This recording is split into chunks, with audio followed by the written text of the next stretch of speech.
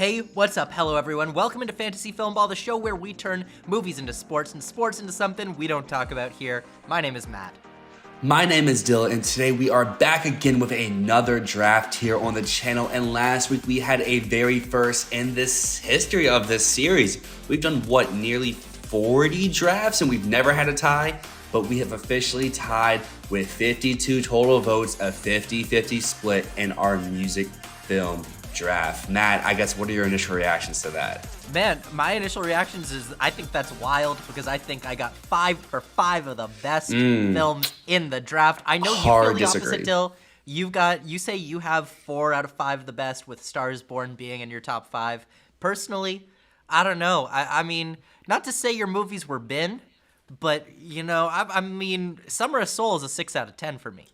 See, Summer of Soul, 10 out of 10 for me. So, you know, that's the beauty of these drafts. We have very different tastes, and you kind of see that through these drafts. There's often like 1 or 2 films per draft that's like, oh, did we snipe it from the other one? But usually we're kind of just drafting our 5 favorites for the most part.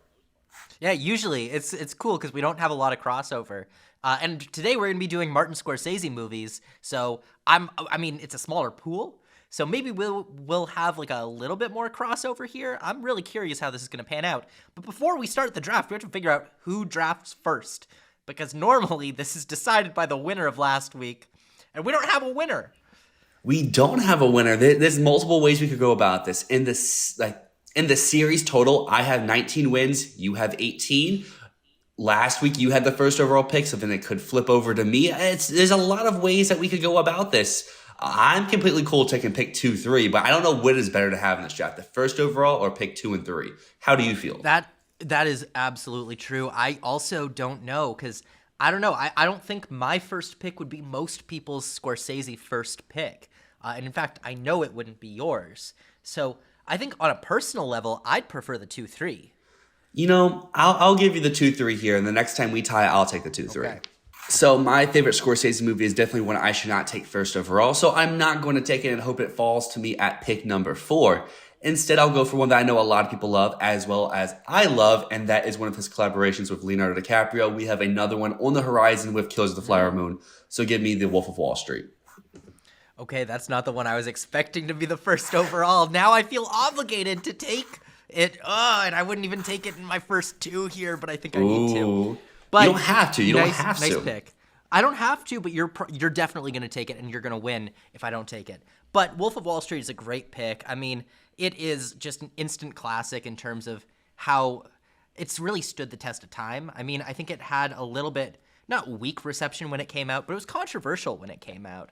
And it's really, really established itself as a modern classic. Wolf of Wall Street is a movie that I just very much adore. I get the criticisms for it, and I get the annoying fans of the movie, but I think it's one of Scorsese's fastest paced movies, and for it being 3 hours and not feeling that at all is something I very much appreciate. And a lot of these longer movies that we had beginning over the last decade, it has one of Leo's best performances. I've heard his performance in Killers of the Flower Moon is even better, so I can't wait for that. And it might be Scorsese's funniest movie, and I think that goes a long way. So yeah, good pick. So for my first pick, I am going to take really my second favorite Scorsese movie, and that is The Departed. The Departed is, I mean, a worthy Best Picture winner. It's the film that he finally got his Oscar for. Some people say, oh, he shouldn't have won for that one. He should have won years before. Yeah, but he didn't, and he won for this one, and it was truly the best film in that category.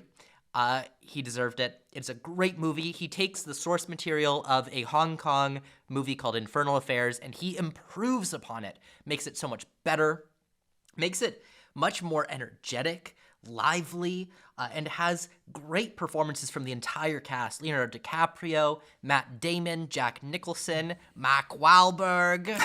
You know, everyone in here is just absolutely killing it. Then for my next one, I am going to skip over my favorite Scorsese movie because I have a feeling you're not going to take it because you haven't seen it. If you do take it, shame on you. So I'm gonna reach down to my 4th favorite Scorsese movie. I'm gonna take Goodfellas. I mean, that's the thing with Scorsese. You can't really go wrong with these top tiers. There's just all bangers across the board.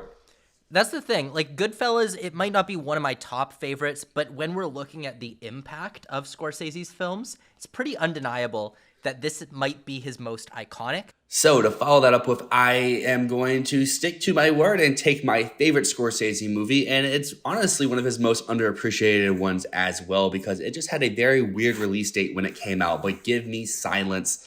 I think this is Scorsese at his most meditative. It's his most slow movie, possibly.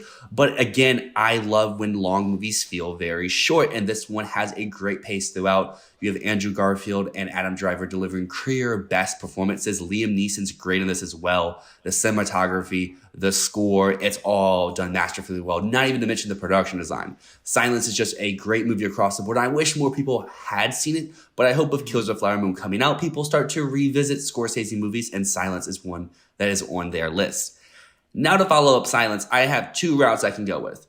I can be a man who goes against everything I say in these drafts and draft a movie I haven't seen, but I know people love and they adore. Or I can draft a movie that I'm not the biggest fan of, but I know a lot of people love and say is one of Scorsese's best. Or I could draft one where people don't love it, but I love it. And you know what? I may throw the draft right here, but I gotta stick true to me. And I gotta pick what I think is Scorsese's best movie left on the board. And that is another Leonardo DiCaprio collaboration with Shutter Island. That's a good pick. That was on my board, but I'm happy you didn't take the one that I want. Like I said, I feel like I just handed you the draft because Taxi Driver is the movie in question. I was going to watch this movie yesterday, or not yesterday, 2 days ago, but I ran out of time and just couldn't watch it. So who knows? It could have been my first overall pick. I have a VHS copy of it. That's the only way I could find it was a VHS from my grandparents because it's not on any streaming services. I couldn't find the DVD anywhere nearby. So it's like, I have to watch this VHS, and then I just ran out of time that day. So with that being said, Shutter Island is my first Scorsese movie I ever watched. I think it is so much fun on the first viewing. DiCaprio is great as always. Mark Ruffalo is really good in his supporting role, and I think the twist in this still holds up today. Anyways, I am, like you said, I'm going to take Taxi Driver. This is my favorite Scorsese movie. It is in my top 10 films of all time. It's one that I can revisit anytime, anywhere, and just love it just as much. It has one of the most fascinating, messed up anti-heroes of all time. Anyone who says that they identify a lot with that character, run away from them. But it's just a fascinating exploration of loneliness and mental health, and specifically about how people will chase recognition at all cost. You know, they want to be seen by other people, and the lengths that they will go to be seen often are damaging to everyone. I'm going to stick with my gut. I could go with another one and instantly win the draft here, but I'm going to leave it for you because I have a feeling you'll take it. And you know, I've got a 3 classic lineup right now. I'm going to leave one classic for you. So instead, I'm going to go with probably one of my top, I might have been lying earlier when I said Goodfellas was like my number 4, because I think I'd put Hugo above it. Weirdly enough, people are going to be very confused here. This does not feel like a Scorsese movie. It is a kid's movie. He made it because he was sick of not being able to show his daughter Francesca his movies, so he made a movie specifically made for kids. And not just that, it's a movie about the love of cinema history and about getting to know your parents. Well, in this case, in the movie, it's grandparents. But really, he self-inserts Georges Méliès, one of the icons of silent film, as himself. And Chloe Grace Moretz basically plays his daughter. And it's just a beautiful story with incredible visual effects, a production design that makes a train station in Paris feel like a giant playground. This movie is magical. It's highly, highly underappreciated. It is, I think, a perfect kids movie. And that's why I'm taking it. Well, for people watching here on YouTube, you may notice my screen. The sun's blaring on me, so I think the heavens are trying to tell me to take The Last Temptation of Christ. But I'm going to pass on that one. And it's a very good Scorsese movie. I want to give it a shout out here, but it does not quite make my top 10. Instead, I'm going to go with the one I watched most recently, and you take Taxi Driver, which has heavy vibes that relate to Joker that a lot of people said when Joker's release. So give me the other one that has a lot of Joker vibes in it, and give me the one, the only, the king of comedy. I think this is Robert De Niro's best performance that I have seen him in. Obviously, I haven't seen Taxi Driver yet, but from the ones I have seen, this is my favorite of his performances. The movie overall, it does have some flaws, but I thought it moved by very fast. As I say, with a lot of these Scorsese movies, I was very much engaged. The comedy works. The thrills are very gripping. And I mean, the biggest twist of all in this movie is the king of comedy, Rupert Pumpkin, is actually pretty funny during that final monologue. And I felt that really just tied the story all together. While he may be kind of crazy, kind of insane, the talent does kind of back him up in some of his,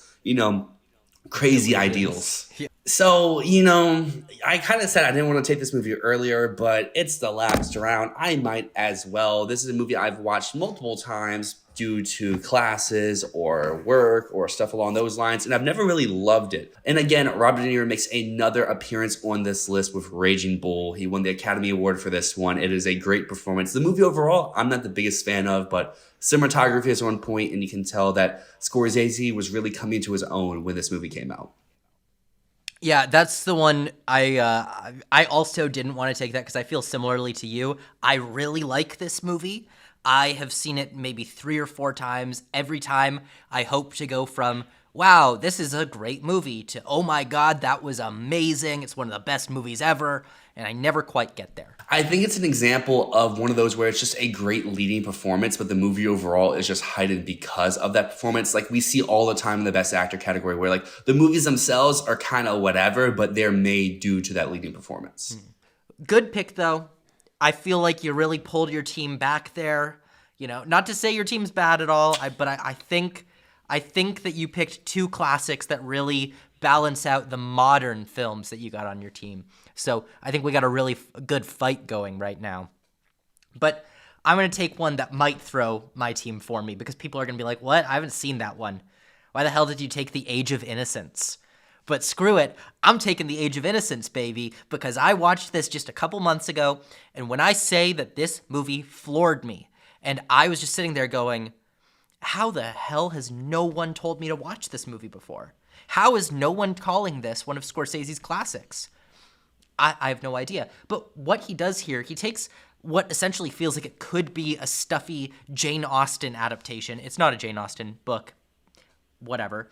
But it's a movie about New York's high society, and specifically about marriages and people trying to make these connections and the scandals that happen within those very false high society relationships. And very specifically, it's about longing and desire and about doing what you want because you want to do it versus doing what you're told to do because it's good for your family or it's good for the appearance of what people expect of you. This film is beautifully crafted. It's got insane production values. When I'm talking costume design, gorgeous. I think it won the Oscar for costume design. Production design is absolutely magnificent. The score is lush, vivid. The cinematography, every single part of this movie, I was just blown away by. It feels like Scorsese took the energy of Goodfellas or of Casino, and he just transplanted it into New York's high society. Daniel Day-Lewis is giving a killer performance in this, as is Michelle Pfeiffer, Winona Ryder. Oh my God, this one is one of the most underrated movies that I've ever seen. Because how is no one talking about this, and how did it not get a Best Picture nomination? I would say the same thing about Silence, but hey, we have our personal Scorsese movies that we love that didn't get recognized from the Academy. So to recount our teams, I had the first overall pick with The Wolf of Wall Street, followed that up with Silence and Shutter Island. Then I strayed away from Leonardo DiCaprio to go to the King of Comedy and Raging Bull with Robert De Niro. So Matt, what were your 5 Martin Scorsese movies? Well, I started off with The Departed, then I moved on to Goodfellas, took Taxi Driver, the classic, then finished my team off with Hugo and The Age of Innocence to go with 2 of my favorite underrated selections. So everyone out there, let us know down below, what is your favorite Martin Scorsese movie before Killers of the Flower Moon comes out? Who knows, maybe once we both see this movie in the next week, this is a number one overall pick for us. We don't know. By the time this video is out, maybe that movie is out, so we would love to hear your thoughts. Overall, we will have a Killers of the Flower Moon review coming out sometime in the next week. But as always, make sure to go to the YouTube community tab, cast your vote for which team you think has the best collection of movies, has your favorite Scorsese, however you really want to do that. Because honestly, I see these people out there who vote any sort of way they want. And yeah, as always, down below, Discord, join it. We talk about this with all of you. In fact, this week we had a very, I think, fun discussion about which team had the better overall set of movies. Well, and as always, thank you so much for watching. My name is Matt. My name is Dyl, and this is Fantasy Filmball.